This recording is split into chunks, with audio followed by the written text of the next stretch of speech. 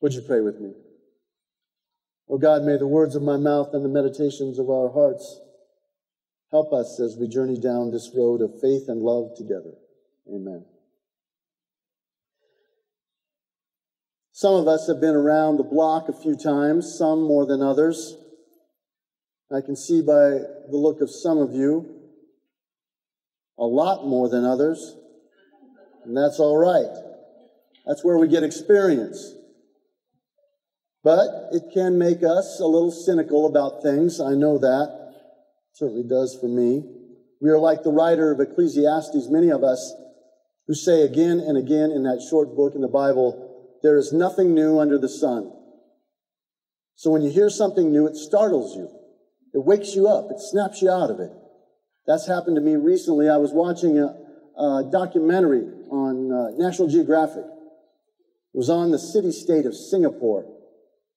I happened to notice it because my oldest son, is in Singapore, has been the past couple of years. And so I was watching it. In this documentary, they talked about apartments that are currently being built there that will have individual drone pads attached to each apartment for people to land on as they have their own individual drones. They are predicting that that will be by the year 2048, in 30 years. Well, that shook me up. And then there was a section in that documentary that talked about food problems in Singapore and how they're going to get food. And so their plan is to make 1 acre large buildings, 40 or 80 stories up, where they will grow hydroponically without any soil, fruits and vegetables. And they showed these fruits and vegetables that were being grown, and they were perfect. And I thought to myself, because I'm from the Midwest, if global warming happens and they're not able to grow the crops that they have been, will there be 40 and 80 story, 1 acre high-rise buildings in the Midwest with corn and soybeans grown in there? I don't know. Science fiction is becoming science fact. It's probably happened in some of your specialties, the things that you know, where 5 years ago you thought that's not possible, and now it is. It wakes you up. It is something. In the field of religion, things move like a snail. When you think about religion, maybe some of the new things that you might think about are contemporary rock bands. We've had them for a long time though now. Or podcasts. Now people have podcasts about religion. Or online seminary degrees. I was just talking to someone this week about their degree. They get it mostly online. But I came across something recently that stopped me and startled me and made me think anew about the story of Jesus' birth and what we're about in the field of religion. It was a short article. It was in a Baptist magazine. Somebody was asking questions of a man named Brian McLaren. Now, McLaren has been around for a few years. He looks like me. He's bald, has dark glasses, a goatee. Maybe that's why I like him. I don't know. I've owned a couple of books by him, which were written some years ago. I saw him speak about 10 years ago at a preaching convention. But he was far to the right of me theologically. He has shifted lanes quite a bit over the past few years. He said everything that exists in a changing environment has to change in order to survive. That is one of Darwin's basic insights, and it's obvious in the scriptures when you think that we don't worship at rock altars or the tabernacle anymore.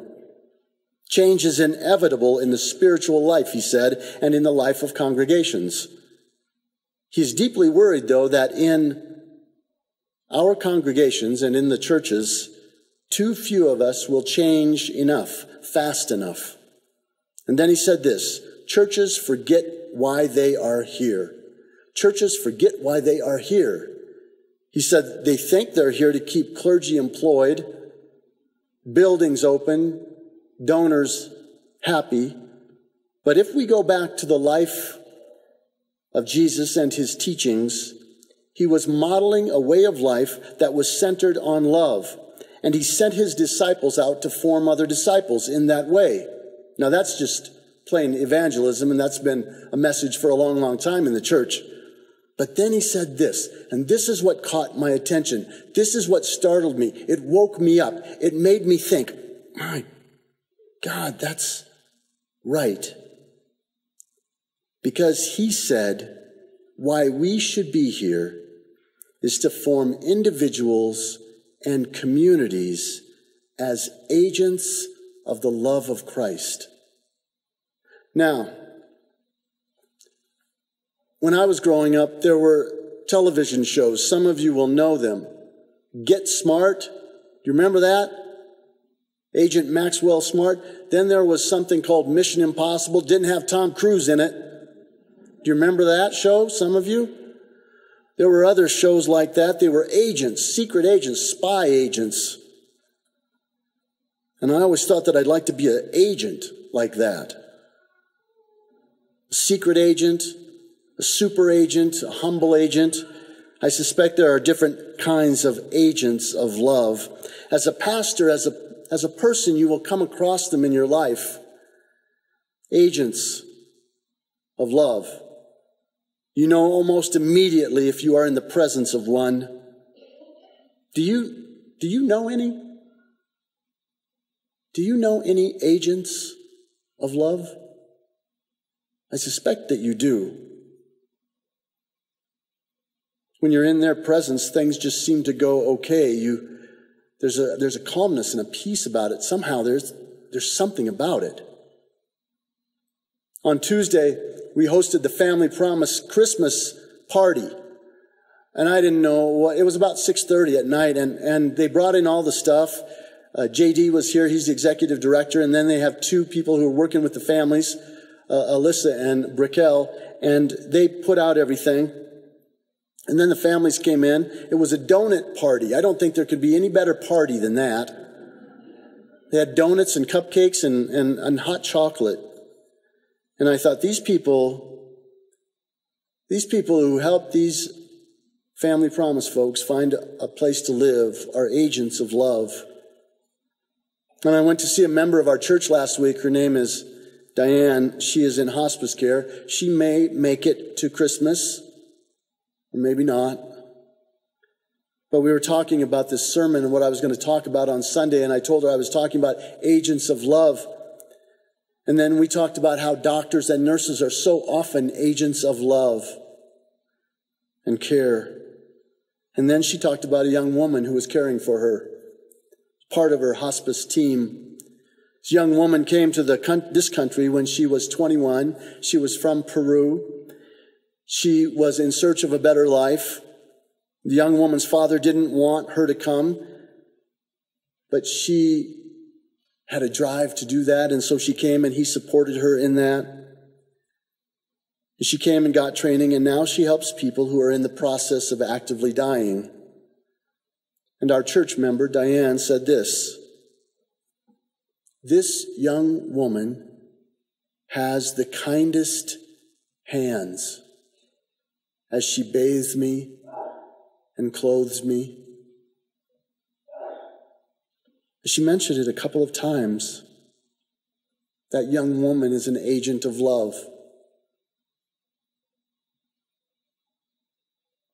McLaren, he said, we clergy have this checklist mentality, and I can tell you I do.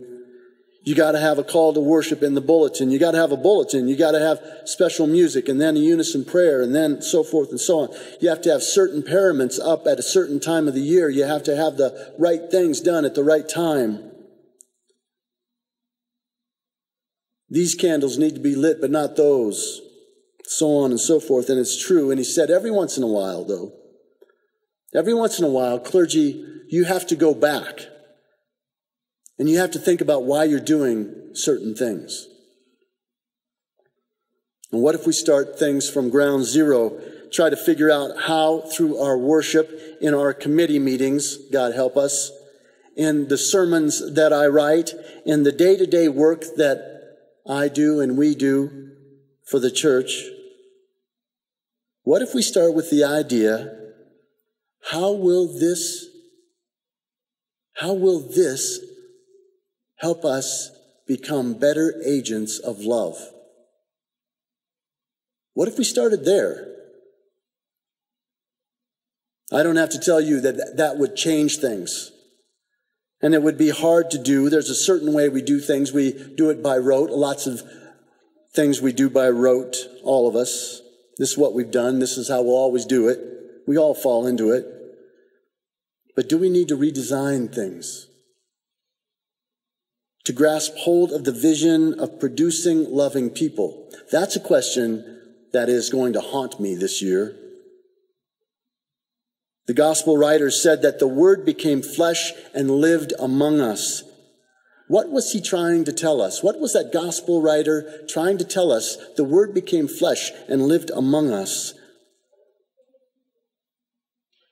Somehow in the state of things that we're in, we've found far too many people who claim to be Christian, but whose loving nature seems to be missing.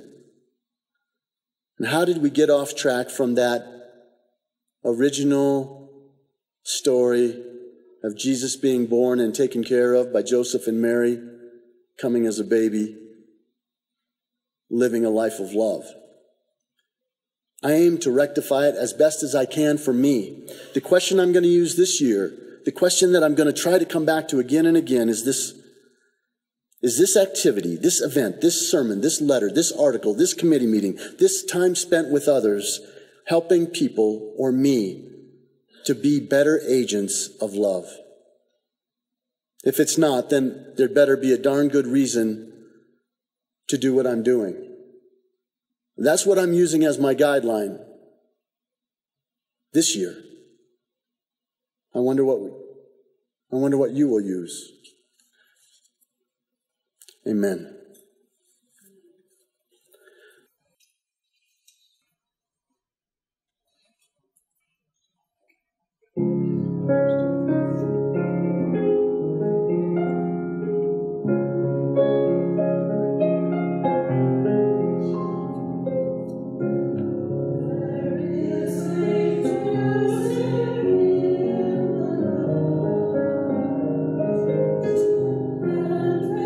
Praise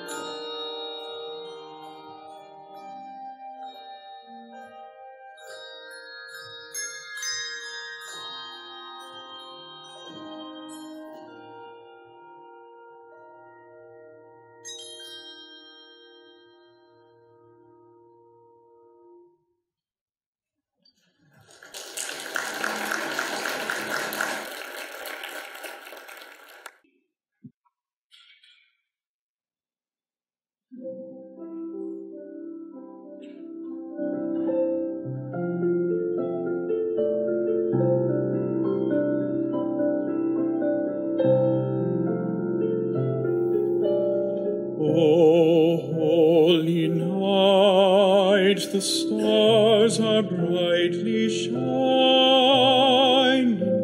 It is the night of the dear Savior's birth.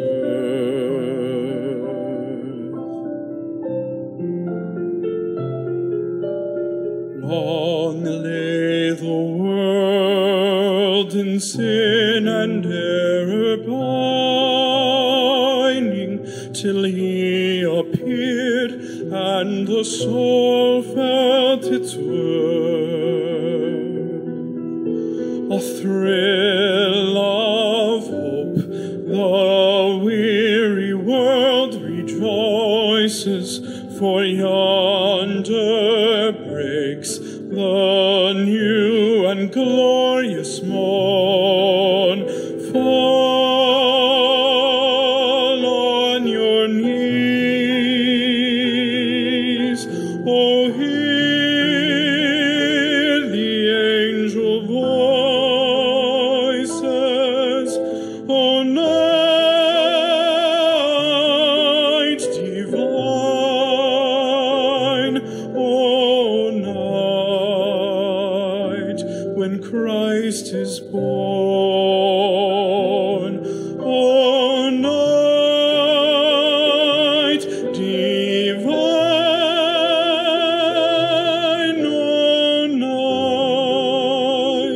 oh, night divine.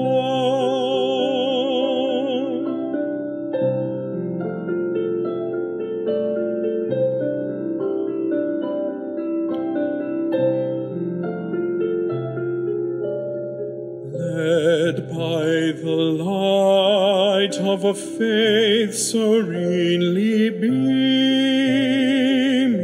with glowing hearts by his cradle we stand.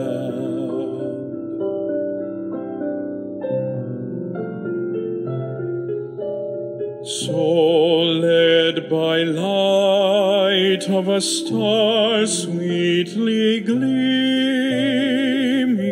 there came the wise men from Orient land. The King of Kings lay thus in lonely manger, in all our trials born to be our friend. He knows our need, to our weakness is no stranger. Behold your King, before him lowly bend.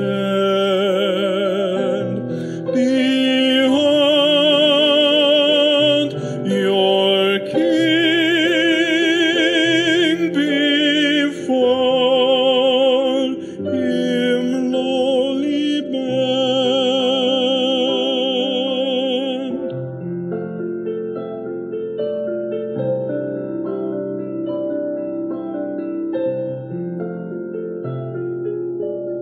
Truly he taught us to love one another. His law is love, and his gospel is peace.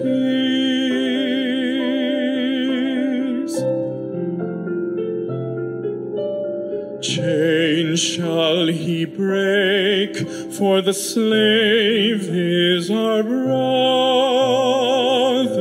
and in his name all oppression shall cease. Sweet hymns of joy in grateful chorus raise we, let all within us praise his holy name. Christ is the Lord. Oh, praise his name forever.